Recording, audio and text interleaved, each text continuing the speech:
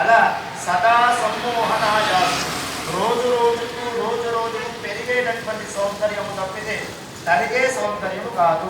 అంత గొప్పనైనటువంటి వెంకటేశ్వరుడికి ఈ పూట మనమందరం కళ్యాణంగా కళ్యాణ మహోత్సవాన్ని సమర్పిస్తున్నాం అని వాళ్ళ యొక్క అహో దాస్యామ. నిజంగా దీనికి మించిన అదృష్టం ఇంకోటి ఏముంది కనుక లోకంలో ఒక పూజ చేస్తే ఒకరైనటువంటి పుణ్యం వస్తుందని లోకంలో ఒక్కొక్క పూజకి ఇంత పుణ్యం వస్తుంది అంత పుణ్యం వస్తుంది కానీ ఇలా కూర్చోండి. అర్థమైందా? స్వామి యొక్క కళ్యాణంలో కూర్చోగలిగాం. స్వామి యొక్క దిన పరిగణన అందరం కలిసి వాక్యాన్ని చెప్తాం. అహోదాస్యామ